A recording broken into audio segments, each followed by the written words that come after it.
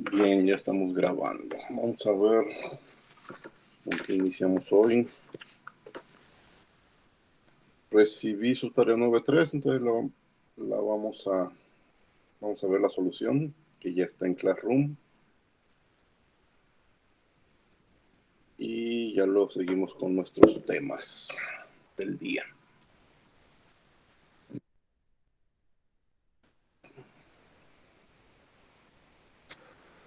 Entonces,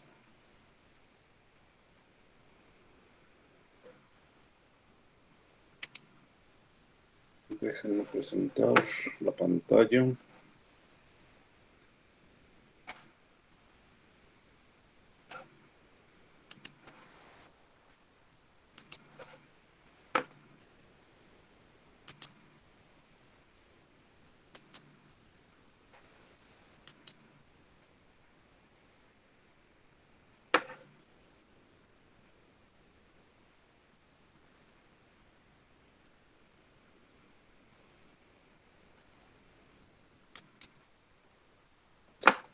Muy bien, ya estamos presentando.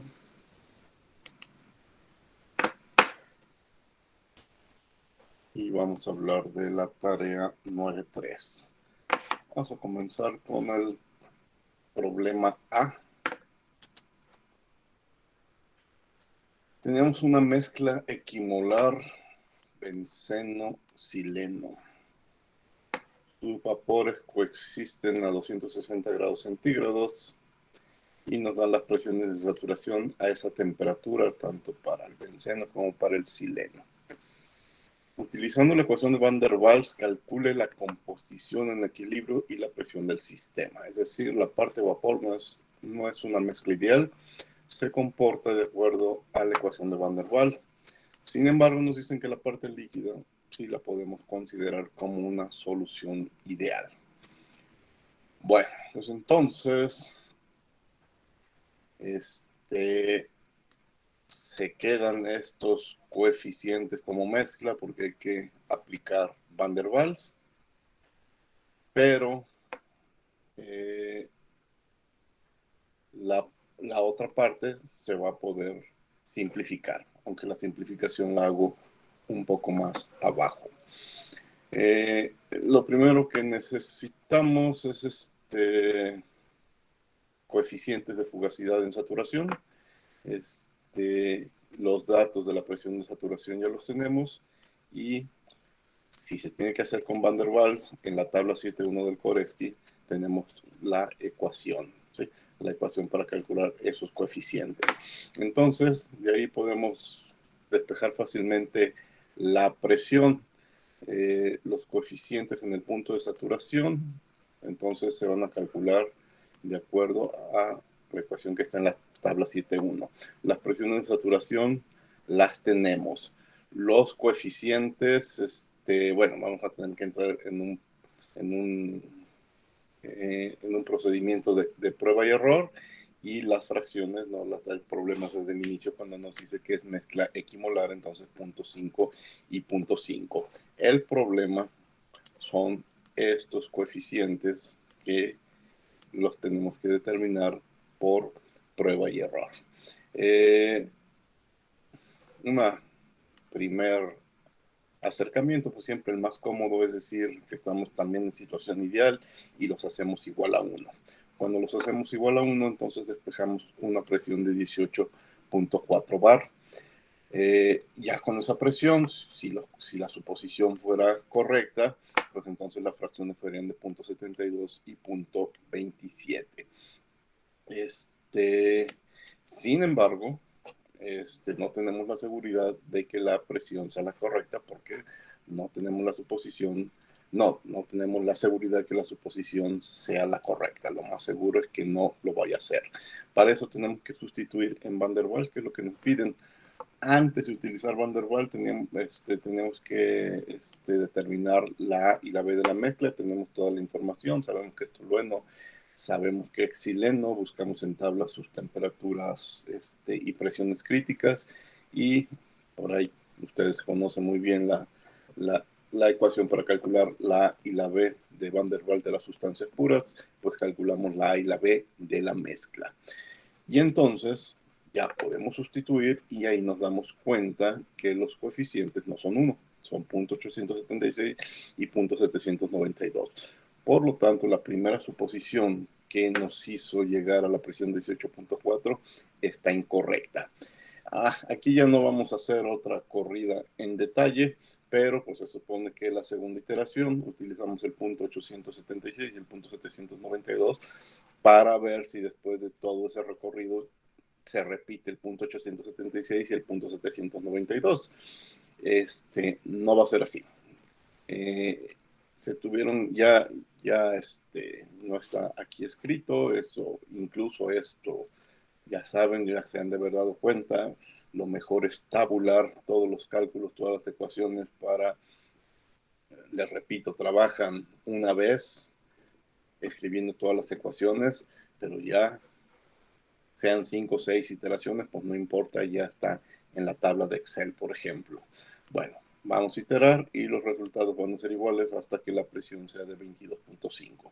Cuando la presión es de 22.5, entonces regresamos a estas ecuaciones para la fracción, ya con el 22.5 correcto, con los coeficientes correctos y tenemos ya las fracciones correctas, que va a ser 0.695 y 0.305. Ven que las fracciones no se mueven mucho, pero la corrección de la presión sí es importante. Y este fue entonces el primer problema.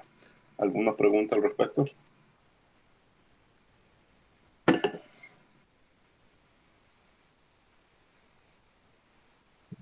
Profe, ¿dónde había dicho que estaban los datos de presión saturada y eso en la tabla 7.1? No, lo que está en las tablas, bueno, aquí está, también hablo de la tabla 7.1, pero también lo hice aquí más arriba, aquí, utilizando tabla 7.1. No, lo que está en la tabla 7.1 son las ecuaciones para calcular los coeficientes de fugacidad utilizando Van der Waals. Ya en este problema no vamos a obtener, a deducir las ecuaciones de Van der Waals desde cero. Ya lo hicimos una vez y están en la tabla 7.1. Si te fijas en la tabla 7.1 hay 3 ecuaciones. Una, bueno, hay 9, pero para Van der Waals hay 3. Una para para, para, para mezclas binarias, otra para AMA, una para Van der Waals para hacer los cálculos como sustancia pura, ¿sí?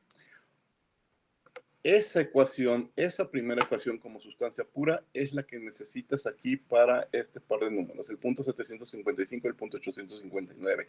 Recuerden que ese cálculo como sustancia pura se hace a la presión de saturación, ¿sí? Bueno, luego la segunda ecuación es ya no para sustancias puras, para mezclas, pero para mezclas binarias. Esa es la segunda ecuación que va a estar en la tabla 7.1. Y esa ecuación es la que le estamos sacando la vuelta aquí, haciendo una suposición, pero la que estamos utilizando para comprobar estos valores. Cuando me refiero aquí de nuevo a la tabla 7.1, me refiero a la segunda de Van der Waals para verificar que efectivamente es 0.72 y 278, ¿sí? Y la tercera ecuación es ya la que incluye los sumatorios para mezclas de 3 o más componentes. Recuerden que esa tabla 7.1 no nada más trae a Van der Waals, también trae a Redlich-Wong y a Peg Robinson, por eso les digo que hay 9 ecuaciones, pero estamos utilizando 2 de ellas. Aquí para sustancias, no, aquí no, aquí arriba para sustancias puras, pero en el punto de saturación. Y acá más abajo para mezcla binaria. No sé si a eso te referías. Sí, sí, a eso. Muchas gracias, profe. Sí. Las presiones de saturación son datos del problema, pero también no hubiera sido un gran problema conseguirlos con ecuación de Antoine. Bueno, por último, lo único que noten es que en ninguna de las ecuaciones que resolvimos aparecen coeficientes de actividad. Eso en este problema no aplica. ¿Por qué? Porque el problema aquí nos dice que la parte líquida se comporta como solución ideal. A pesar de eso, ya con que aparezca Van der Waals, se convirtió en un problema de prueba y error. Bueno. Profe, Sí, dime. dice que la parte líquida se comporta como ideal. En la parte derecha de la ecuación no solamente sería la fracción X por presión de saturación. Está despejado de una forma diferente, pero si la revisas, está correcta, ¿sí? Lo único que estamos haciendo es hacer los coeficientes de actividad, ¿qué te iba a decir? Los coeficientes de actividad 1, ¿sí? Eso sí, velo, y está bien, ¿sí? Ah, ok. Gracias. Bueno. El segundo problema, es diferente porque, bueno, aquí ya después se dan cuenta que muchas de las preguntas las respondemos desde el punto de vista del estado de la ley de Henry, algo que no habíamos hecho antes. Casi todo lo habíamos hecho con Redlich-Wand, con Margules. Ahora no. Ahora, en vez de Margules, aparece una ecuación para el coeficiente de actividad. No tiene ningún nombre en especial, quizás solo funciona para este caso en especial, pero lo que sí queda muy claro es que se obtiene siguiendo la ley de Henry. Bueno, dice que tenemos una mezcla de especies químicas de la especie 1 a la especie 2 a 25 grados, 90 bares, y que sigue esta ecuación de estado. Es mezcla binaria. Ecuaciones de ese tipo ya habían aparecido en otras tareas. A y B no son parámetros que dependen de la temperatura, son constantes, y aquí me dan el par de valores. Este comentario es interesante porque recuerdo que en una de las tareas anteriores donde había una ecuación de este tipo, alguien las consideró como dependientes de la temperatura, como si fueran la A y B de Margules, y se fue su solución por un camino incorrecto, obviamente más complicado, pero incorrecto. No se confundan, no es como en Margules, que sí dependen de la temperatura. Aquí claramente me dicen que es una constante y me dan el valor de la constante. Bueno, Y son las fracciones mol. Cuando la especie 2 se encuentra diluida en la fase líquida, a la misma temperatura, 25 grados centígrados, se tiene esta información y se da como buena. La constante de Henry es de 7000 bar, y la ecuación de abajo me permite calcular coeficientes de actividad para esta mezcla. Bueno, con toda esa información vamos a contestar 1, 2, 3, 4, 5, 6, 7, 8, 9 preguntas, como 9 preguntas, porque aquí en el inciso A hay varias. Bueno, esto es de otro tema, es como para practicar algo de los temas anteriores, no tiene que ver tanto con fugacidades. Si yo tengo una ecuación de estado y me dicen que tengo 5 moles de una especie y 10 moles de otra especie, pues haga cálculos de diferentes volúmenes. El volumen específico de la mezcla, el volumen total de la mezcla, el volumen específico de la sustancia 2 como sustancia pura, y el volumen molar parcial de 2, ¿sí? Entonces, vámonos a esa parte. Pues es simplemente sustituir datos. Tengo una ecuación de estado, despejo la B minúscula, tengo temperatura, presión, las constantes A y las constantes B, los moles 5 y 10, lo que no me da fracción mol de 1/3 y 2/3, y se acabó. Ahí está el volumen de la mezcla, el volumen específico. Si son 15 moles totales, pues aquí tengo el volumen total. Luego me piden un volumen específico para 2, pues hago que la fracción 1 sea 0 y el resultado que me dé. Y quizás el que me lleva un poco más de tiempo es el volumen molar parcial, porque tomo la ecuación despejada para B, cambio las fracciones a moles. Aquí está en este corchete esa ecuación, pero ya en función de moles, y la derivo respecto a los moles de 2. La deriva está muy sencilla, RT sobre P, la primera parte es 0, luego RT sobre P, luego la segunda parte es 0, y me queda... Ah, no es 0, porque es una división. Bueno, es A por N1 al cuadrado más B. El N1 al cuadrado fácilmente se convierte a fracción mol, y aquí tengo el volumen molar parcial. Sustituyo todos los datos y se acabó el inciso A. El inciso A pues era una práctica de los temas anteriores. Inciso B. Obtengo una expresión, y ya de ahí luego despejar el valor para el coeficiente de fugacidad de la especie 2 como sustancia pura. Pero bueno, lo ligamos con el inciso C, porque el inciso C, más o menos la misma pregunta, una expresión y un valor para el coeficiente de fugacidad de 2, pero como parte de una mezcla. Entonces, fíjense, la última palabra es la diferencia entre el inciso B y el inciso C. En los cálculos, ¿en qué se nota esa palabra? En los cálculos se nota que... Profe, perdón, creo que se le trabó la pantalla y estamos viendo el problema, el problema. A ver, dejen ver.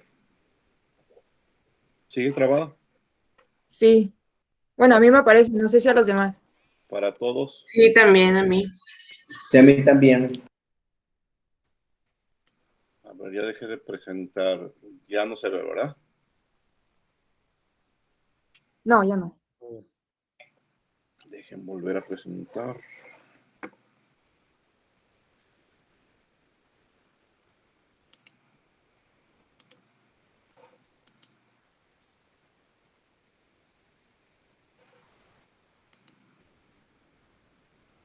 ¿Qué ven? ¿El inciso B y el inciso C? Sí, ya se ve. Ya se ve, ¿eh? Bueno, voy a continuar. Bueno, ¿dónde noto la diferencia en el cálculo que voy a hacer para la fugacidad o el coeficiente de fugacidad como sustancia pura o como parte de una mezcla? Miren, como sustancia pura, yo necesito resolver la integral B de P, B volumen. Pero como parte de una mezcla, necesito resolver la integral volumen molar parcial de P. Esa es la gran diferencia. El resto RT, relación de fugacidades entre fugacidad de referencia, RT, fugacidad entre referencia, que es una presión. Bueno, aquí es la fugacidad como sustancia pura, aquí abajo es la fugacidad como parte de una mezcla, pero bueno, es más nomenclatura que nada, ¿sí? La real diferencia es aquí es un volumen BDP, aquí un volumen molar parcial. Bueno, bueno, y volumen para 2, tengo una ecuación de estado y la puedo simplificar para 2 como lo hice en el inciso anterior y resuelvo la integral. También en el inciso anterior, que quizás era parte de la intención, ya tenía una solución para el volumen molar parcial y pues la integro, ¿sí? Entonces, sí quiero que noten esa diferencia entre cuando te hacen la pregunta de quiero el coeficiente de actividad como sustancia pura, resolví la integral BDP. Quiero el coeficiente de fugacidad como parte de la sustancia 2, como parte de una mezcla, utilizando una ecuación de estado, y resolví la integral volumen molar parcial de P. Ya en cuanto al procedimiento, pues es resolver la integral, aplicar los límites, aplicar las simplificaciones, de aprovecharnos de que sabemos qué sucede cuando la presión es muy baja y simplificar tu ecuación lo más posible. Queda una función exponencial, pero conozco B, conozco temperatura, conozco presión y este es el 1.38. Bueno, para el inciso B, pues es una ecuación más complicada que quizás me llevó más tiempo llegar a ella, pero ya que la tengo, la integro, sustituyo límites, hago simplificaciones y simplifico lo más que pueda. Y de nuevo conozco la A, conozco la B, temperatura y presión, y llego al valor de 1.26. Bueno, todo eso que ya platico rápido, O sea, es procedimiento matemático, pero sí creo que quede muy claro la diferencia de lo que hay que hacer, lo que hay que integrar cuando nos piden un coeficiente de fugacidad de la sustancia pura o de la sustancia como parte de una mezcla. Eso fue el inciso B y C. Me regreso a las preguntas. Inciso D. Grafique el coeficiente de actividad de la especie 2 que sigue la ley de Henry contra la fracción mol de la especie 2. Y bueno, nos hacen una pregunta que se supone vamos a poder responder en función de lo que observamos en la gráfica, que son más importantes las interacciones de atracción o las de repulsión, y explique su respuesta, obviamente apoyados en el resultado de la gráfica. Entonces tengo una ecuación y grafico coeficiente que sigue la ley de Henry contra fracción 2. ¿Y qué observo? En x2, 0, es decir, en x1 igual a 1 como soluto y 2 en dilución infinito, el coeficiente es 1. Pero en el otro extremo, cuando x es el solvente y x1 está en dilución infinita, el coeficiente es 0. Entonces, primer detalle, el coeficiente de Henry siempre es menor a 1. ¿Okay? Por lo tanto, la fugacidad es menor que la fugacidad basada solo en interacciones del tipo 1-2. Entonces las interacciones de atracción son las que tienen que ser dominantes, mayores. Bueno, estas tres frases o estos tres renglones salen de leer las explicaciones que da el Koreski en su momento, ¿sí? Donde explica, mira, si el coeficiente se va para acá, sucede esto, si se va por acá, sucede esto otro. ¿Sí? Pues si lo quieren confirmar, revisen en el Koreski cuando explica los coeficientes obtenidos con ley de Henry, los coeficientes obtenidos con Lewis Randall, el significado de sus valores y cómo lo relaciona con las interacciones de atracción. Pero se supone que todo eso lo podemos nosotros deducir al ver los extremos del comportamiento. Bueno, algo más interesante son los incisos E y F, en donde vamos a seguir aprovechando esta ecuación, este comportamiento y la constante. Pero primero vamos a leer de qué se trata. Dice, encuentre la fracción mol de la especie 2 en la mezcla líquida que está en equilibrio con la mezcla vapor del inciso C, ¿sí? Del inciso C.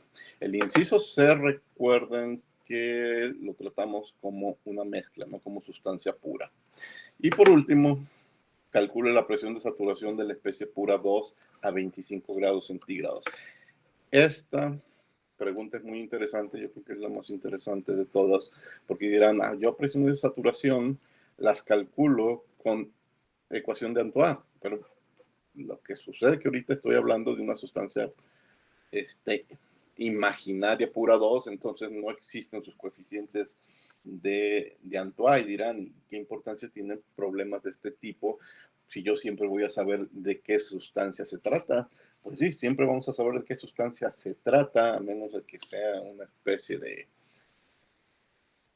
concurso de adivinanza, adivine cuál es la especie pura, pero no, más bien me refiero, bueno, hay infinidad de sustancias que tienen sus constantes de Antoine, pero no quiere decir que todas las sustancias que existan o sustancias nuevas que no se han sintetizado se conozcan sus constantes de Antoine. Entonces, una opción para obtener una idea de la presión de saturación de sustancias de las cuales desconocemos la constante de Antoine, pues es lo que vamos a hacer en el inciso F. Por eso es interesante, nos da una opción diferente para calcular presión de saturación, extrayendo la información de todo lo que ya sabemos de coeficientes de actividad de esa sustancia. Bueno, vamos a la solución. Inciso E. Lo primero es una fracción. Bueno, aquí está igualada la parte vapor de la parte líquida, el coeficiente de actividad, el coeficiente de fugacidad y el coeficiente de actividad. Y la constante de Henry, el coeficiente de actividad, en su momento lo sustituimos. El coeficiente de fugacidad ya lo tenemos del inciso C, entonces ya nada más voy a sustituir el resultado. Las fracciones X las conocemos, también del inciso C. La presión la conocemos y entonces pues lo único es despejar la fracción X y da de 0.013, lo cual confirmamos que efectivamente nos encontramos en una situación de dilución infinita. Está muy fácil inciso E. Inciso F, también vamos a partir de simplificaciones. Estamos en unas presiones no muy altas, entonces vamos a considerar que la corrección de Poynting es despreciable y que el coeficiente de fugacidad en la saturación es 1. Siendo así, pues el coeficiente de actividad pues es la presión de saturación entre la constante de Henry. Fíjense, así de fácil estaba.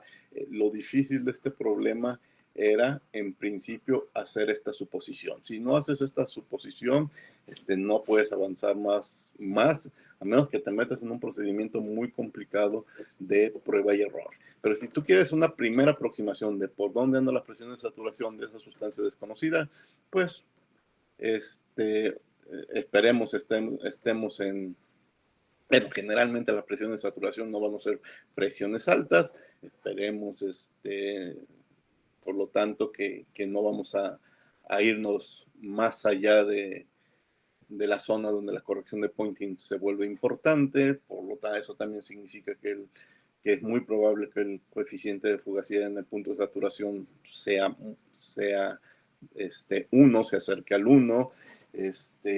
Revisen prácticamente todos los problemas que hemos visto. Quizás la presión del problema puede ser muy alta, pero las presiones de saturación son relativamente bajas. Entonces, esto generalmente va a ser una buena opción con prácticamente cualquier sustancia. En ese caso, entonces, la presión de saturación ya solo queda en función del coeficiente de actividad y la constante de Henry. Tenemos ese par de datos y podemos llegar a un valor de 6.38. Lo más interesante es que lo podemos verificar. Ya teníamos una expresión en los incisos anteriores para la fugacidad de saturación, pues lo comprobamos con esta presión y vemos que efectivamente prácticamente es 1. Y con eso terminamos el problema. ¿Preguntas?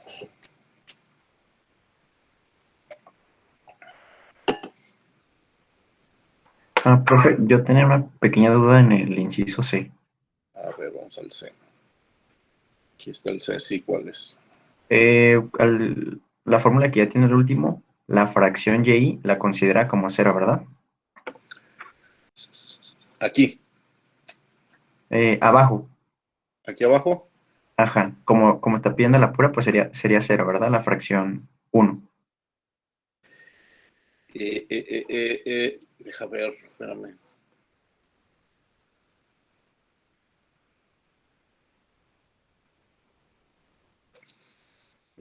No, deja. ¿Por qué 0? Inciso C. Obtengo una expresión de un valor del coeficiente de fugacidad de 2 como parte de una... No. Ese era en el B, ¿verdad? En el C, ¿qué sustituyó? ¿Los valores de A? Del inciso A, perdón. Sí, sustituye lo de 5 moles y 10 moles. Es cierto. Tienes razón, en ese detalle no me he fijado que, bueno, parece que es una pregunta desconectada, pero no, fíjate que no, quizás más detalle. Cuando nosotros calculamos este volumen molar parcial fue para 5 y 10 moles, y ese volumen molar parcial, esa expresión es la que estamos utilizando aquí. Entonces, sí, esto se está resolviendo para 5 moles y 10 moles, 5 y 10. Ok, perfecto. Eso me estaba sacando de onda. Como sustancia, como Y1, aplica en el inciso B, pero no, estamos resolviendo de acuerdo al inciso C. ¿Sí? Ok, profe. Gracias. Bueno. Bueno, pues esta fue la última tarea de este capítulo.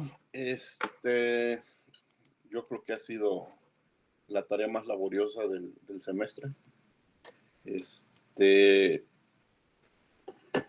Pues es con la que quería cerrar el capítulo. Dejar de presentar. Ya tengo una idea de por dónde va el examen y se los platico de una vez para que lo tomen en cuenta.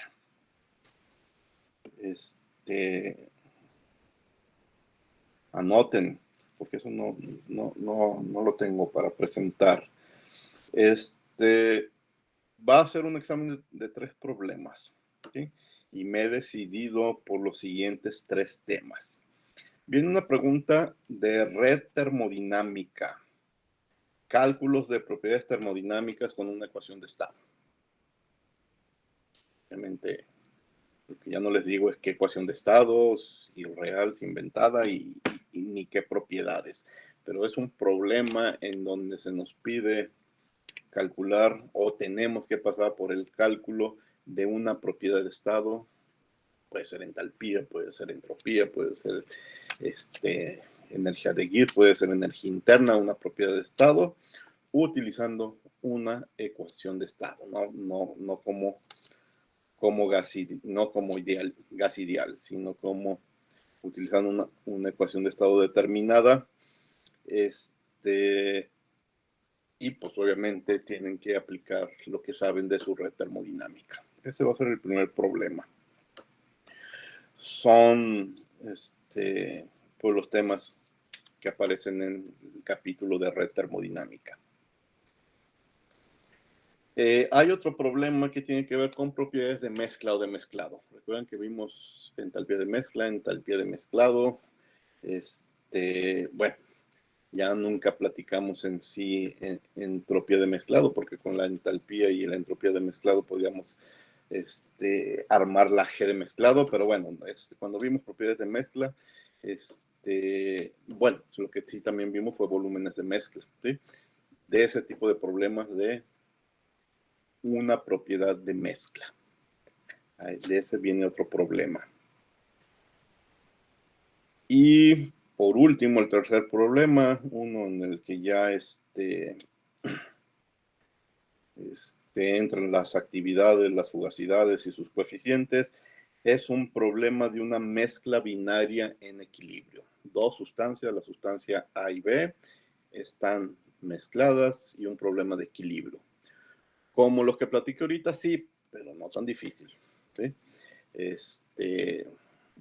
La parte gas podría ser ideal, podría seguir Van der Waals, podría seguir una ecuación X estado, y la parte líquida podría ser ideal o podría seguir Margules, no más difícil que eso, ¿sí? Un problema de mezclas binarias en equilibrio. Para que se centren en esos temas, ¿de acuerdo? ¿Alguna pregunta de eso? ¿Va a ser varias preguntas de cada problema o va a ser una pregunta por cada problema? ¿Te refieres a incisos?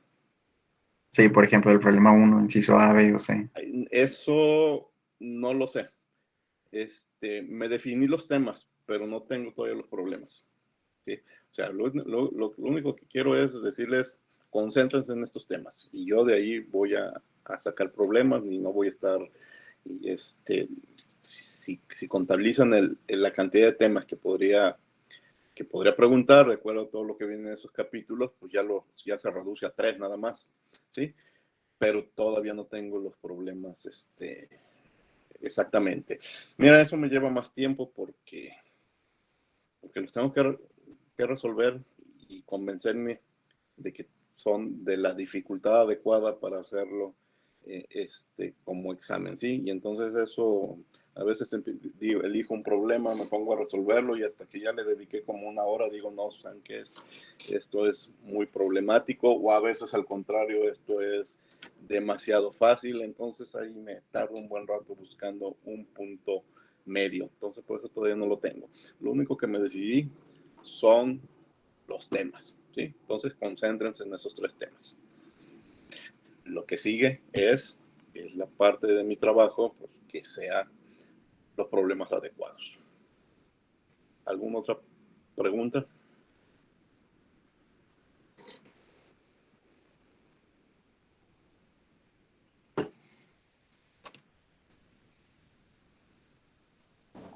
No, profesor. Bueno, pues entonces, pues vamos a nuestros temas de hoy, que es nuestro tema de hoy. Seguimos con las reacciones químicas y es el equilibrio. Ya llegamos al tema de equilibrio. Voy a volver a presentar la pantalla.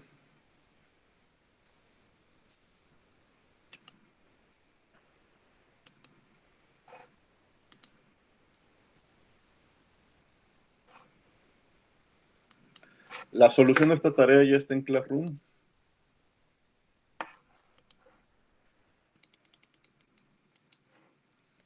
Y bueno, y este es el tema de hoy, el equilibrio químico.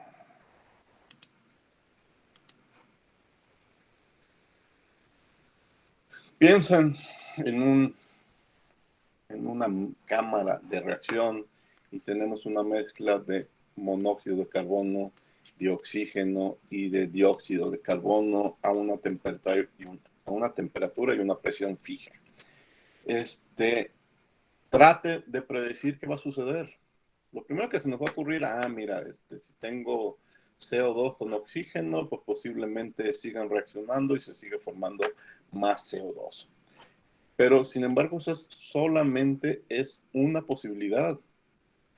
Podría suceder que a las condiciones de presión y temperatura que no están especificadas, pues suceda lo contrario, que el CO2 esté disociando en CO y en oxígeno. Sin embargo, también puede haber una tercera posibilidad y es que no suceda ninguna reacción química, que la presión y la temperatura no sean suficientes como para hacer que suceda algo químicamente, ¿sí? Sino que a esa presión y a esa temperatura seguimos en equilibrio químico.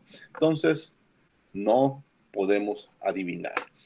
Y aunque se conozca la temperatura, la presión y la composición, pues no podemos adivinar en sí. Tenemos que adivinar o predecir, tenemos que hacer cálculos, para ver qué sucede con el equilibrio químico y esos cálculos pues es quien nos va a decir si lo que sigue es la formación de CO2 o sigue la disociación de CO2 o no sucede reacción química. No se adivina, no se predice de la nada, se calcula, ¿sí? Entonces hay que adquirir las herramientas necesarias para hacer esos cálculos.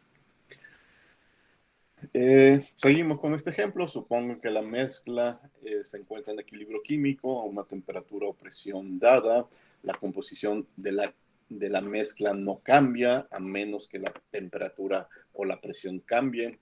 Esto es, en una mezcla reactiva tenemos diferentes composiciones de equilibrio a diferentes presiones y diferentes temperaturas. Si cambia la composición, cambia la presión de equilibrio o la temperatura de equilibrio, van a ser diferentes. Entonces, cuando desarrollemos un criterio para el equilibrio, tenemos que considerar un sistema reactivo bajo una presión y una temperatura establecidas, ¿sí? Si queremos hacer el análisis a diferentes temperaturas o a diferentes presiones, pues tenemos que hacer diferentes análisis en base a una base de presión y temperatura, porque si no estaríamos complicando mucho el problema. Entonces, para diferentes composiciones resolvemos para una presión y una temperatura. Hacemos un análisis. Pero si quieres muchas temperaturas y muchas presiones, pues haz muchos análisis, pero que tu base siempre sea un rango de composiciones a una presión y una temperatura. Bueno, del equilibrio ya habíamos hablado, en el equilibrio de fases, que es la entropía, que es la segunda ley, quien nos dice si un sistema se mueve o no se mueve, en este caso, si reacciona o no reacciona. Si un sistema y sus alrededores forman un sistema diabático, nosotros sabemos que la diferencial de la entropía del sistema se reduce a que tiene que ser mayor o por lo menos igual a 0. En una reacción química, en una cámara diabática, se va a llevar a cabo en la dirección en que la entropía aumenta, ¿sí? Si la entropía aumenta, entonces los reactivos pueden pasar a productos. Pero si hay un punto en donde la termodinámica me dicen, ¿sabes qué? De ese 0, aquí ya no puede haber reacción. Aquí llegamos y se para la reacción porque alcanzamos la composición de equilibrio. Si algún cálculo te dice que los productos están pasando, que los reactivos están pasando a productos, aun cuando los cambios de entropía son menores que 0, pues algo está mal, porque estás violando la segunda ley y estás en la zona de los procesos, en este caso, de las reacciones imposibles, ¿sí? En este diagrama hipotético, pues se supone que las condiciones dadas, tú puedes avanzar, tú puedes llevar a cabo tu reacción, pero hasta cierto punto, ¿sí? Hay lo que vamos a llamar un alcance de reacción, que cuando llegues allí, ahí se para la reacción. Recuerden que esto es a presión y a temperatura constante. Dirán, es que yo sí puedo obtener más productos. Sí, pero tienes que empezar a jugar con presión y temperatura, porque la presión y temperatura a la que hiciste esta investigación del comportamiento de la entropía, no, hay una composición de equilibrio y ya es imposible seguir avanzando. Entonces, cuando la entropía alcanza un máximo, la reacción se detiene y por lo tanto la entropía es una propiedad útil en el análisis de sistemas adiabáticos reactivos. Así como en su momento dijimos que la entropía era útil para determinar la fugacidad, antes de la fugacidad, para determinar si el equilibrio de fases se daba o no se daba. ¿Sí? Sin embargo, encontramos problemas matemáticos que aquí también se encuentran y no los vamos a revisar. De nuevo, hacer balances de entropía resulta impráctico porque necesitamos un conocimiento exacto de la transferencia térmica del sistema y sus alrededores. Necesito también controlar mis alrededores, conocer mis alrededores, lo cual en la práctica es muy difícil. Entonces, de nuevo, tenemos que sacarle la vuelta a la entropía como criterio de equilibrio y desarrollar una relación diferente en términos de propiedades de los sistemas reactivos solamente y no tener que estar controlando los alrededores. Y ustedes ya saben la respuesta está con la primera y la segunda ley en forma de energía de Gibbs, que es lo mismo que nos sucedió hace algunas semanas o quizás ya hace algún mes o más de un mes, con el equilibrio de fases. Considere el sistema más simple posible, reactivo, o no reactivo, porque no sabemos si la reacción va a ser posible, con una masa constante, una temperatura fija, una presión fija. Entonces, ¿qué nos dice la primera ley y qué nos dice la segunda ley? dQ menos PV es igual a dU, y ds tiene que ser mayor o igual que la relación dQ sobre T. Bueno, si las relacionamos, encontramos que dU más PdV, que nosotros bueno, aquí adentro vamos a encontrar la entropía menos TdS es menor que 0. Y aquí es cuando recordamos que entropía menos TS es energía de Gibbs. Entonces, dH menos TdS menos S de T es de G. Pero bueno, dirán, a ver, no me queda muy claro. Bueno, para empezar, recuerden que dH es dU más PdV, más BDP, pero en un sistema compresible de BDP es 0 y SDT a temperatura constante y a presión constante, pero no compresible, sino a presión constante, temperatura constante, SDT es 0. DS no es 0 y DB no es 0, por lo tanto me queda dU más PdV, que es la entalpía menos TdS, y eso nosotros lo conocemos como la energía de Gibbs, bueno, en este caso en forma de diferenciales, pero a temperatura y a presión constantes. ¿Qué cambia si nuestro criterio de equilibrio es la energía de Gibbs? Bueno, lo que cambia es que ahora las reacciones se van a llevar a cabo cuando la energía de Gibbs se minimiza, y la composición de equilibrio la vamos a encontrar cuando dG sea igual a 0. ¿Sí? La reacción se detiene y se establece un equilibrio cuando la energía de Gibbs alcanza un valor mínimo. Por lo tanto, Gibbs, igual que entropía, nos va a servir como criterio de equilibrio, pero ahora la función termodinámica se minimiza. De nuevo, si nuestros cálculos nos dicen que estamos en esta zona, pues es la zona de las reacciones imposibles. La misma plática de hace un momento con Gibbs, con entropía, ahora aplica con Gibbs, nada más con un valor mínimo, y cualquier reacción avanza mientras que la energía de Gibbs se minimice. Entonces se lleva a cabo la reacción, pasan reactivos a productos, pero hasta cierto punto, hasta cierto alcance de reacción. Ahorita vamos a ver en las ecuaciones una variable que le vamos a llamar así, el alcance de la reacción. Bueno, entonces la reacción no se puede llevar a cabo si la energía de Gibbs es una función creciente. Y bueno, lo mismo que dije hace rato para entropía, yo quiero más de ese componente, pues esto está a una presión y a una temperatura. Empieza a jugar a cambiar presiones y temperaturas, y entonces sí, posiblemente podrás avanzar, pero ya sería una curva diferente. Entonces, note que si la temperatura o la presión se modifica, el sistema reactivo tendrá un nuevo estado de equilibrio, ¿sí? Y ese sí posiblemente te permita tener unos alcances de reacción mayores. Vamos a la parte de cálculo para hacer las determinaciones de equilibrio. Lo vamos a hacer con una reacción de ejemplo, ¿sí? Después, todo lo que salga de esta plática para una reacción de A más B que produce C y D, ustedes lo pueden aplicar para cualquier otra reacción en donde hay dos reactivos y un producto, o hay un reactivo y dos productos, o hay tres reactivos y un producto, tres reactivos y dos productos. Después eso ustedes lo pueden generalizar a cualquier reacción química. Pero aquí sí nos conviene partir de una reacción química base, la de A más B, que producen C y D. ¿Sí? Entonces tenemos N moles de A, N moles de B, N moles de C y NA, NB, NC y ND moles de cada componente en un reactor a una temperatura y una presión fijas.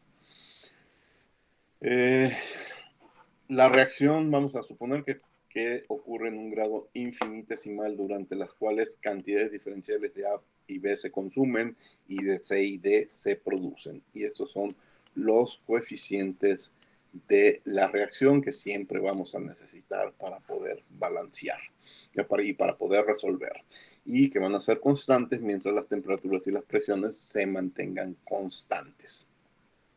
Bueno, el criterio de equilibrio requiere que el cambio en la energía de Gibbs de la mezcla durante el proceso sea igual a 0. Esto me permite encontrar el punto de equilibrio. Y estos diferenciales de G, recuerden, yo los puedo sustituir o resolver con energías de Gibbs molares parciales. Esa G testada es una energía de Gibbs molar parcial. Ahora, también recuerden, aquí no lo escribí con ese símbolo, pero recuerden que las energías de Gibbs molares parciales es un sinónimo de lo que llamamos potencial químico, ¿sí? Entonces puedo escribir mi ecuación con el dn, los cambios diferenciales, en función del potencial químico. Para encontrar una relación entre las diferenciales dn, me regreso aquí, entre dna, dnb, dnd, dnc, tengo que escribir la ecuación estequiométrica, ¿sí? Y escribirla en función de los coeficientes estequiométricos. Los cambios en el número de moles de los componentes pues tienen que ser proporcionales a los coeficientes estequiométricos. No más que fíjense, si es un producto con signo negativo porque se consume, si es un reactivo con signo positivo porque se produce. Y esta constante de proporcionalidad, porque los coeficientes geométricos no son numéricamente iguales a los al número de moles de los componentes, pues necesito una constante de proporcionalidad, y pues esa constante de proporcionalidad es lo que les decía hace un momento, es el alcance de una reacción, ¿sí? Bueno, aquí viene el comentario de que se agregan los signos si se consume y positivo si se produce. Veamos un ejemplo. Si los reactivos es propano y oxígeno, los productos son CO2 y agua, y una reacción de 1 micromol de propano resulta en un incremento de 2 micromoles de CO2 y de 3 de agua, ¿sí? Y un decremento de 3.5 de oxígeno. Bueno, esto no es nada nuevo, ya lo habíamos platicado, esas relaciones en las clases anteriores. Pero bueno, aquí ahora nos están platicando como un cambio de número de moles de un componente en una millonésima del coeficiente estequiométrico. Entonces, al sustituir, pues me queda en función de los coeficientes estequiométricos. Puedo trabajar perfectamente en función de los coeficientes estequiométricos, también siempre y cuando yo tenga información o vaya del alcance de la reacción. Vamos a ver entonces ya ya que tenemos analizado la ecuación en función del alcance de reacción, cómo vamos a obtener lo que vamos a llamar la constante de equilibrio, y nos vamos a limitar a mezclas de gases ideales.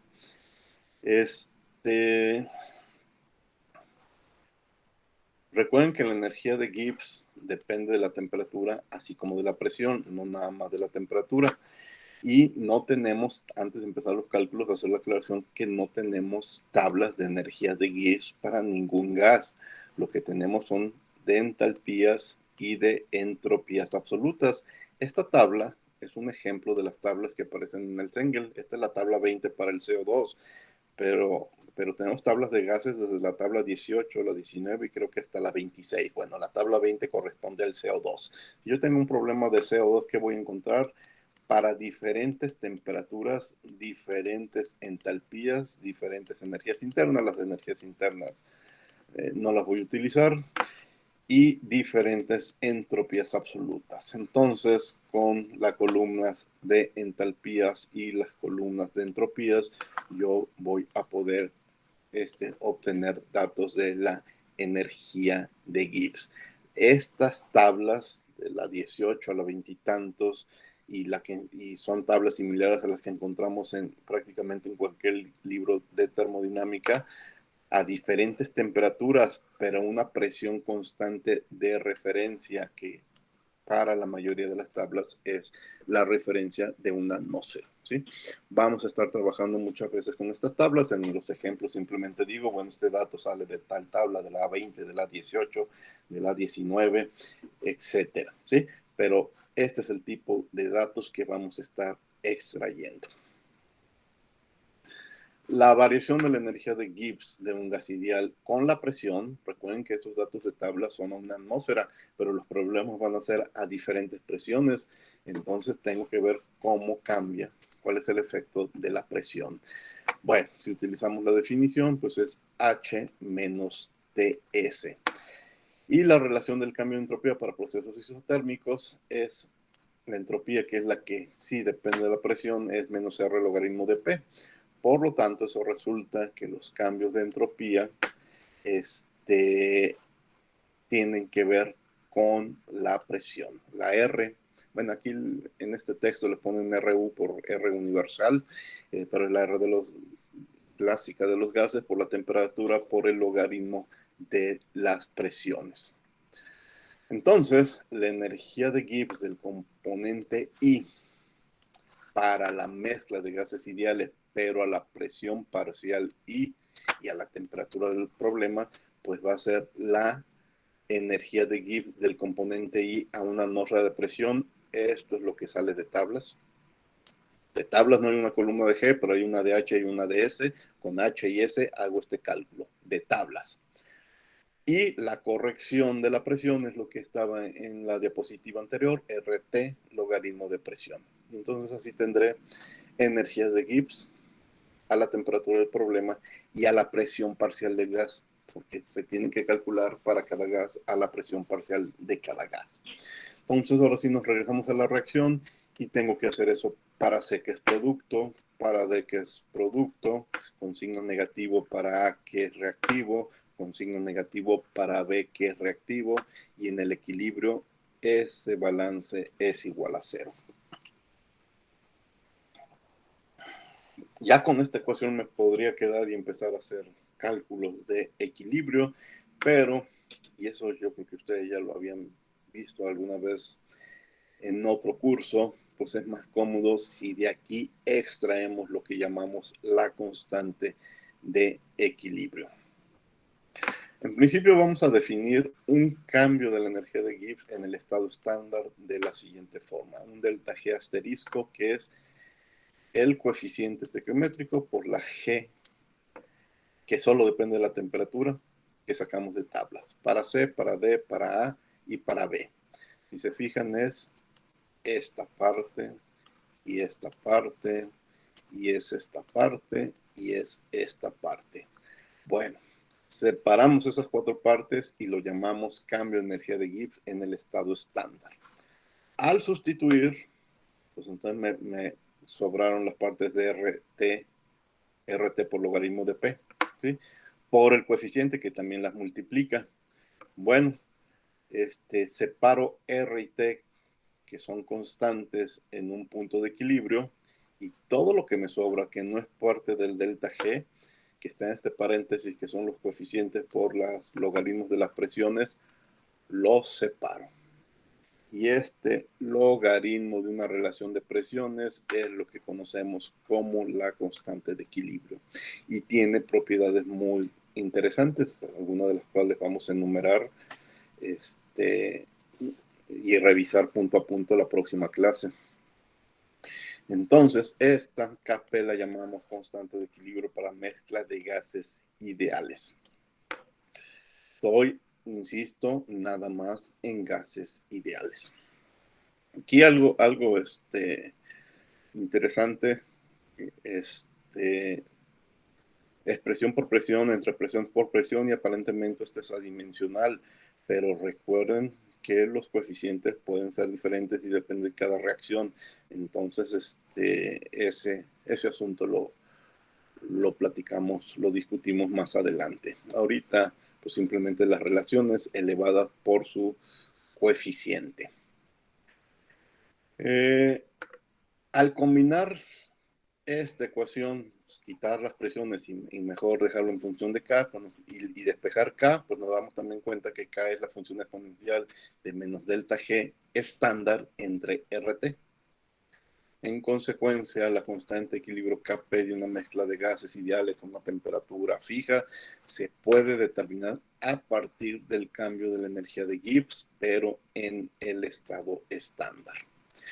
Y la tabla A28, una que ya ahorita se las muestro, pero que ya hemos utilizado en los temas de las clases anteriores, nos da valores, no, la A28 no, utilizamos la A26 creo.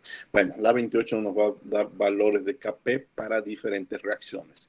Son pocas reacciones, pero con estas estaremos jugando, con estas estaremos trabajando. Son reacciones que siguen la fórmula general de A más B produce C y D, aunque no siempre existe B y no siempre existe D.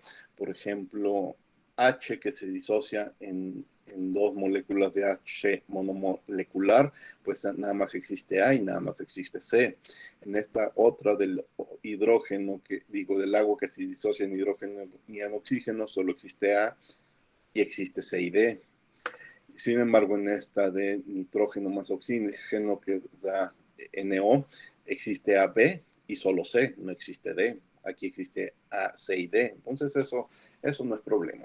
Podemos aplicarlo para cualquier cantidad de productos y para cualquier cantidad de reactivos. Bueno, para esto los casos comunes, los clásicos, tenemos logaritmos de la constante de equilibrio. Son logaritmos naturales. No está despejada la constante a diferentes temperaturas, ¿sí? Para estas 2, 4, 6, 7 reacciones. De nuevo, y lo veremos en un ejemplo, si mi problema no está en 3400 ni en 3600, sino en 3500, pues vamos a poder iterar. Iterar no, extrapolar. Bueno, esta tabla A28. En algunos casos vamos a sacar, en algunos ejemplos vamos a sacar constantes de aquí para contestar lo que nos preguntan, que podría ser una presión, por ejemplo, o al contrario, en otros problemas vamos a determinar la constante sin recurrir a la tabla. Una vez que se conoce la constante de equilibrio, se puede utilizar para determinar las composiciones de equilibrio, que es la pregunta clásica: ¿cuál es las fracciones X o Y en el equilibrio? Bueno, en este caso generalmente es una sola fase. Y necesitamos expresar las presiones parciales de los componentes en función de sus fracciones moles. Entonces la presión parcial de I pues es la fracción molar de I por la presión, o la relación de moles por la presión. En cálculos, y esto haremos énfasis la clase anterior cuando revisamos las propiedades de K, los moles totales sí deben de considerar a los inertes. Hay muchas reacciones que nos acompañan los inertes. El ejemplo clásico, el aire, que ahí está con nitrógeno, que solamente actúa como inerte, pues la presencia de nitrógeno afecta el valor de la constante de equilibrio, ¿sí? La presencia de nitrógeno, recuerden que tenemos reacciones de combustión donde hay aire en exceso o hay deficiencia de aire, pues todos esos factores afectan la constante de equilibrio. Bueno, por hoy nos quedamos con que tenemos 3 expresiones para el cálculo de la constante de equilibrio en función de presiones parciales, en función de delta G estándar y en términos de las composiciones de equilibrio, ¿sí? En vez de presiones, como estamos bajo la suposición de gas ideal, podemos transformarlo en una relación de composiciones. Y bueno, vamos a revisar hoy 3 o 4 cálculos sencillos de constantes de equilibrio, y ya la próxima clase, les digo, analizaremos las propiedades más importantes, algunas de las cuales ahorita las vamos a empezar a visualizar. El primer problema dice: determina la constante de equilibrio para la disociación de nitrógeno molecular en nitrógeno a 25 grados. Miren, nosotros cuando hablamos de entalpías de formación, decíamos la entalpía de formación del nitrógeno es 0 porque es un compuesto puro. Pero la energía de formación que era 0 era la del nitrógeno molecular, no la del nitrógeno monoatómico. ¿Por qué? Porque el nitrógeno molecular es la forma del nitrógeno que es estable a condiciones ambientes. Entonces, a 25 grados centígrados nosotros sabemos que lo que es estable es el nitrógeno, no el nitrógeno molecular. Sin embargo, en este problema vamos a calcular la constante de equilibrio de la disociación del nitrógeno. ¿Se está disociando el nitrógeno molecular a nitrógeno monomolecular a 25 grados centígrados? Sí o no, podemos contestar, pero la respuesta nos la va a dar la constante de equilibrio. Vean, suposiciones que hacemos en todos estos problemas son gases ideales, solo hay nitrógeno y nitrógeno molecular. Bueno, la respuesta a este problema está en la tabla A28, y es que el logaritmo del coeficiente, el de la constante es menos 367. Nosotros la vamos a obtener por separado, no de la tabla 28, y después comparamos con la tabla A28 a ver si nuestros cálculos dan el mismo resultado. Necesito energías de Gibbs a 25 grados centígrados y una atmósfera. Bueno, para el molecular es el estable, es 0, pero para el monoatómico es 455,000. Todo eso sale de la tabla A26, que es la que le corresponde al nitrógeno. Y empezamos a hacer cálculos. Primero vamos a calcular la entalpía estándar, que es el coeficiente por las entalpías estándar de los componentes del monoatómico y del molecular. El molecular es 0, entonces nada más 2 por el DN, da 911.000. Lo sustituyo en la ecuación de la segunda ecuación que vimos hace un momento de la constante de equilibrio entre RT y me da 367.5. Dejen comparar ese 367 negativo 0.5 con el valor de tablas 367.5. El mismo resultado de tablas es el que nosotros obtenemos con las G de tablas, ¿sí? El detalle es que esto es el logaritmo de Kp. Cuando despejo Kp, me encuentro que es un número extremadamente pequeño. La constante es un número por 10 a la menos 160, exageradamente pequeño. Esto me está diciendo que la producción, la disociación de nitrógeno molecular a nitrógeno atómico a 25 grados centígrados es 0. Incluso le quitaría lo de prácticamente 0, es 0. Con este número tan pequeño, nada de nitrógeno molecular está pasando a N. Esta reacción claramente no se llevará a cabo a esta temperatura. Más adelante, ahorita vamos a ver otro ejemplo donde yo quiero disociar algo que entendería que a 25 grados no se va a disociar, y entonces mejor me pregunto a qué temperatura sí podría disociarse, y voy a ver que son miles de grados los que necesito, no 25 grados. Bueno, el cálculo lo hice buscando Gs en tablas, pero lo pude haber hecho buscando entalpías y entropías en tablas. Ya no escribí los resultados, pero en vez de buscar la G en tablas, que en este caso en la tabla 26 sí la teníamos, busquen H's y S's en la tabla correspondiente del nitrógeno y van a llegar al mismo resultado. Eso no es ningún misterio, es muy fácil de demostrar. Vamos a un segundo ejemplo. Quiero disociar agua en hidrógeno y en oxígeno. Ya sé que esto a 25 grados centígrados me daría una respuesta similar a lo que acabamos de ver con el nitrógeno. Prácticamente imposible.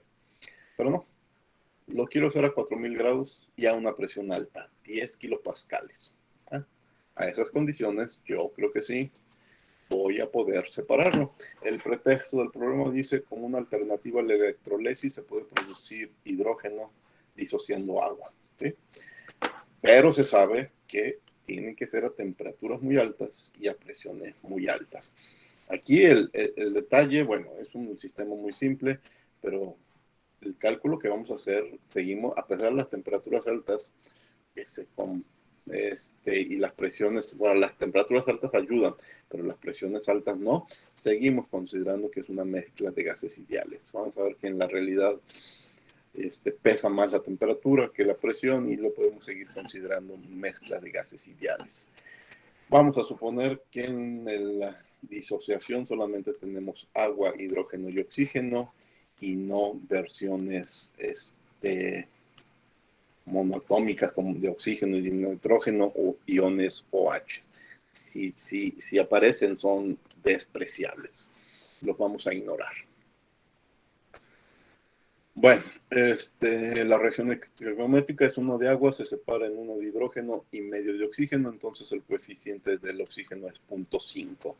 El problema dicen que a 10 kilopascales, pero tengo que hacer mi cálculo y ahorita lo platicamos en atmósferas.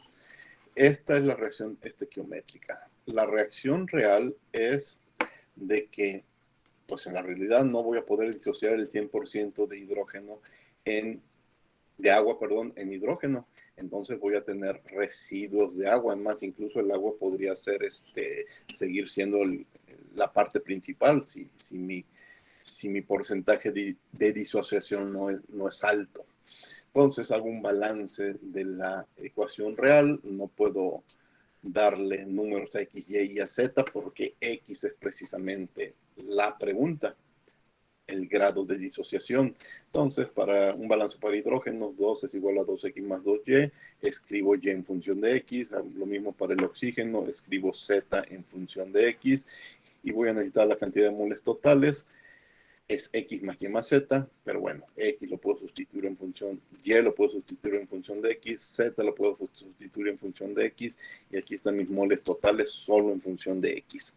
Y me voy a mi ecuación, a la tercera versión para el coeficiente, para la constante, perdón, para la constante de equilibrio. De tablas yo sé que esas condiciones es de menos 0.54 el logaritmo, ¿sí? Despejo el logaritmo y lo sustituyo, 0.5816. Vean que el 0.5816 ya no es un número tan pequeño como en el problema anterior que era la menos 160.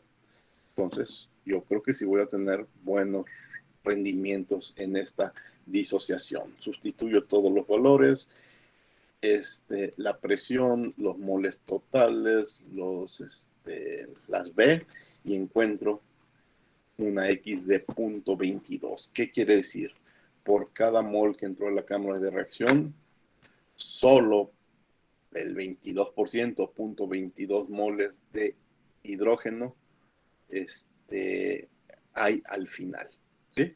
Entonces, la disociación sí fue importante. El 77%, 1 menos X, 1 menos 0.22 es 0.778. Quiere decir que hubo una disociación del 77.8%. Un resultado favorable para la obtención de hidrógeno. Sin embargo, no olviden que todo esto fue a 4000 grados Kelvin, ¿sí? Solo a esas temperaturas se pudo lograr. Aquí hay una discusión que voy a dejar hasta el final. ¿Por qué la presión en atmósferas? ¿Sí? ¿Se fijan? Todas X tienen que ver con los números de moles, pero obtengo un resultado si lo hago en atmósferas. Hubiera obtenido otro resultado si lo hago en kilopascales, ¿sí? Al final voy a dejar una discusión y les voy a dejar una referencia al respecto de si la forma en que estamos haciendo el cálculo, Kp tiene unidades o no las tiene, ¿sí? La respuesta es que sí las tiene. Un tercer ejemplo también ya muy sencillo. Tengo una mezcla de gases ideales, 30% de nitrógeno, 30% oxígeno, 40% agua. Están mezclados en un reactor, en una cámara de reacción. No sé ni siquiera si va a haber reacción o no, vamos viendo. Determina la energía de Gibbs del nitrógeno cuando la presión es de 5 atmósferas y la temperatura es de 600 grados Kelvin. Bueno, aquí el objetivo es otro, es calcular energías de Gibbs. Este problema es interesante porque está a 5 atmósferas. Y dirán, yo tengo tablas. Sí, yo tengo tablas, que es lo que está de esta línea verde para arriba. Pero mis tablas nada más me funcionan a diferentes temperaturas, pero a una atmósfera. Entonces, la energía de Gibbs en el estado de referencia estándar, yo nada más la puedo obtener a una atmósfera, ¿sí? Entonces, bueno, energía de Gibbs de formación es 0 porque se trata de nitrógeno molecular la pregunta, pero sí tiene una entalpía, sí tiene una entropía. Voy a tablas, en este caso las tablas del nitrógeno son las A18, encuentro 17.000, 202, 191. Esta parte, recuerden que es un delta G, esto es a 298 en la referencia a 25 grados centígrados, y este cálculo es a la temperatura del problema a 600. Entonces, con entalpías y entropías, yo calculo la energía de Gibbs estándar de referencia. Aquí está, a 600 grados, sí, a la temperatura del problema, pero a una atmósfera, y a mí me lo piden a 5 atmósferas.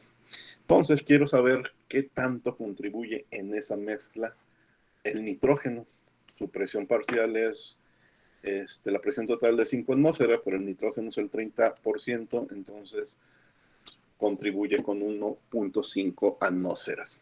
Y entonces, hago la corrección para la presión, la corrección que explicamos hace un momento, RT logaritmo de la presión parcial.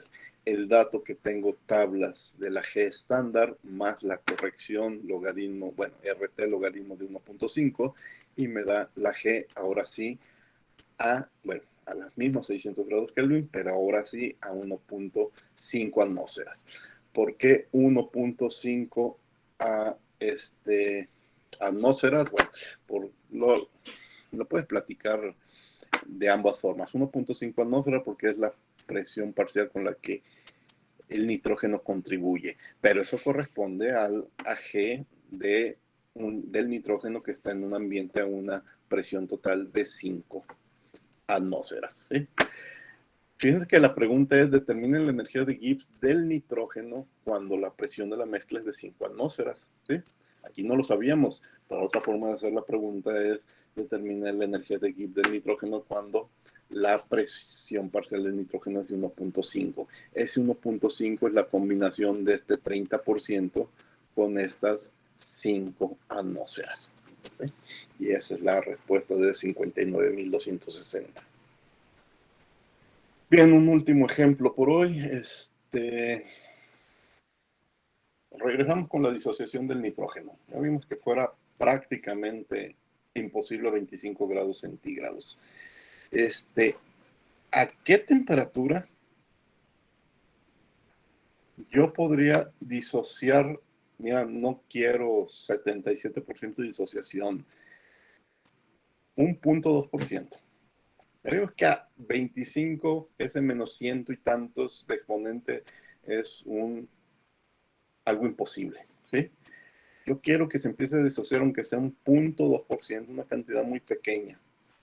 Lo voy a hacer porque veamos también el efecto de la presión a dos presiones, a 1 kilopascal y a 10 kilopascales.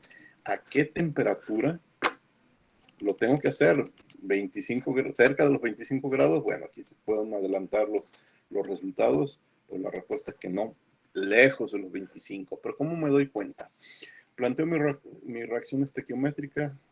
Si se disociara perfectamente, pues el nitrógeno molecular quedaría en 2DN. Pero en la reacción real, en la situación real, yo nada más quiero que se formen 0.004, es decir, el 0.2% de este N2, ¿sí? Bueno, pues entonces sustituyo el N4 elevado al 2 por el 2 de la reacción estequiométrica entre el 0.998 elevado a la 1 por un 1 que aquí no escribimos. Me dicen que 1 kilopascal, 1 entre 101.3 es la conversión a atmósferas, los moles totales, me da el coeficiente, digo, la constante, pero esta constante yo no sé a qué temperatura esté. Me tengo que ir a la tabla A28, pero en la tabla A28 están tabulados logaritmos, entonces saco el logaritmo de este número por 10 a la menos 7 y es menos 15.6. Bueno, un detalle importante, ya pasamos de tener un menos 160 a un menos 7. Entonces ya algo, trazas tenemos de nitrógeno monoatómico. Y cuando hago la interpolación en la tabla 28 me doy cuenta que necesito 3600 grados. El inciso B, lo único que cambia es la presión, pues, es decir, lo único que cambia es el numerador de esta parte de la ecuación, el resto es igual.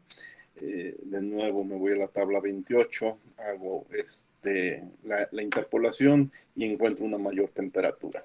El aumentar la presión no ayuda, ¿sí? Necesito, o sea, no ayuda en el sentido de que quizás mi objetivo es lograrlo a menores temperaturas, aumenta la temperatura. Aquí el problema es tener un ambiente de temperaturas tan bajas, ¿sí? Ese es el problema. Quizás en la práctica sea más fácil hacerlo a 10 kilopascales que 1 kilopascal, pero necesitas mayor temperatura.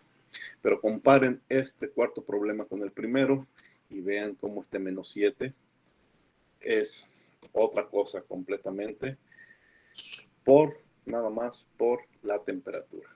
¿Sí? Y eso nos lleva a que la próxima clase vamos a empezar analizando algunas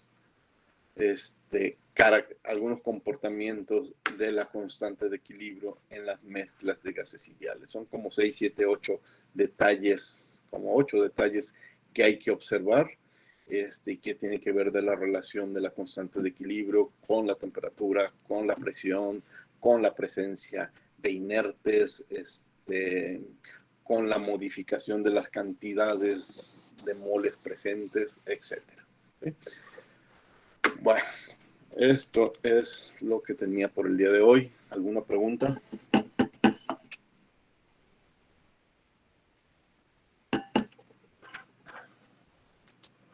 No, profesor. Dejar de presentar. Ah, no, espérenme.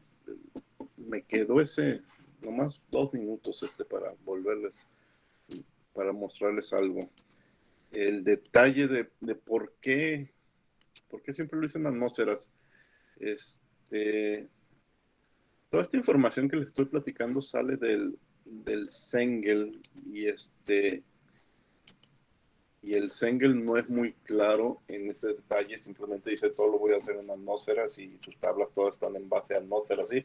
Pero hay una pregunta interesante que es, ¿tienen unidades las constantes de equilibrio?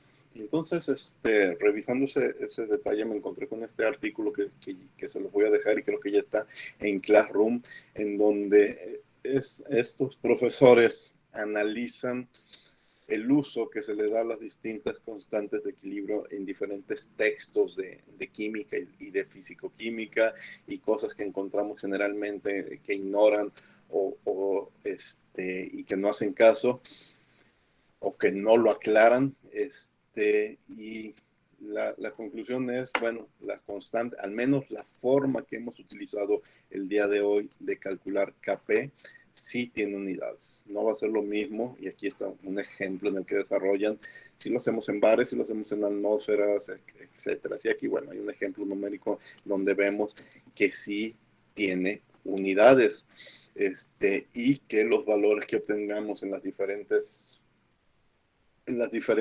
formas, opciones más bien que tenemos para calcular Kp, hay una relación, ¿sí? Las constantes de equilibrio experimentales Kp y Kc, bueno, las renombran diferente, pero la Kp sí es la misma que hemos manejado ahorita, sí poseen dimensiones, mientras que hay una constante de equilibrio termodinámica, la K0, que es una magnitud adimensional.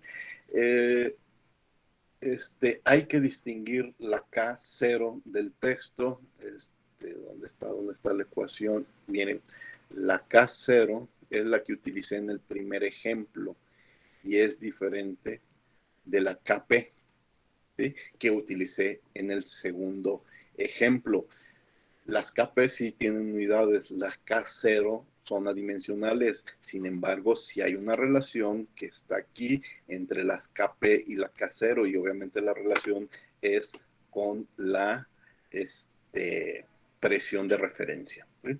Y entonces, como presiones de referencia, en este caso, este ejemplo, estas personas, su referencia es un bar, pues le da lo mismo si lo aclaran o no lo aclaran mientras estén trabajando con bar, pero en el Sengel la referencia es una atmósfera y en uno de los problemas vimos que nos daban las presiones en otras unidades, en kilopascales creo, entonces pero Sengel nunca hace la aclaración, pero como su referencia es atmósferas, hay que hacerlo con atmósferas, ¿sí?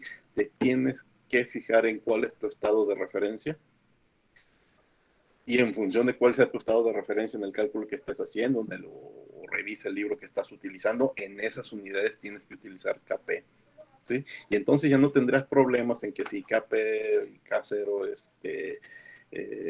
son lo mismo o no son lo mismo. Tú lo único que cuidas es haz tus cálculos en las unidades que te especificaron que está la presión de referencia. Aquí ellos lo hacen en bares. Bueno, nosotros con Sengel, los ejemplos del Sengel lo hacemos con atmósferas. Entonces, por eso yo quiero entender que Sengel dice, bueno, es bastante obvio y entonces siempre lo haremos en atmósferas porque mi estado de referencia estándar es una atmósfera. Pero nunca lo dice. Entonces, como nunca lo escribe, lo cree muy obvio. Entonces, para mí esas cosas tan obvias siempre me causan un problema y siempre termino buscando un texto, alguna explicación, y la encontré en este artículo que está muy interesante. Guárdenlo. Quizás en este curso ya es un tema que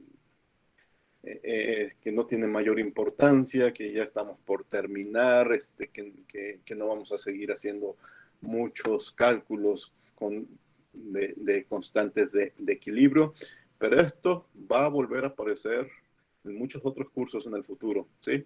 Y va de nuevo a surgir ese detalle de si hay unidades o no hay unidades, o cómo lo está haciendo el libro, porque no lo especifica. Guarden este artículo y si se meten en problemas por eso, aquí está la explicación de que lo obvio es de que trabajen en las unidades de la G estándar, ¿sí? Las que especifiquen, las que tengan las tablas que ustedes están utilizando, ¿sí? Es un problema porque hay libros como el Zengel que sus tablas son en base a presión de referencia en una atmósfera, pero posiblemente hay otros libros que lo hacen con una presión de referencia de un bar y pues dirán la diferencia es pequeña, pero la diferencia existe.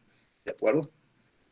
Bueno, entonces ahí les dejo ese artículo en el Classroom y estoy seguro que alguna vez les va a ser útil esa explicación. Bueno, dejen revisar. Creo que ahora sí ya estamos por terminar. Si no tienen alguna pregunta.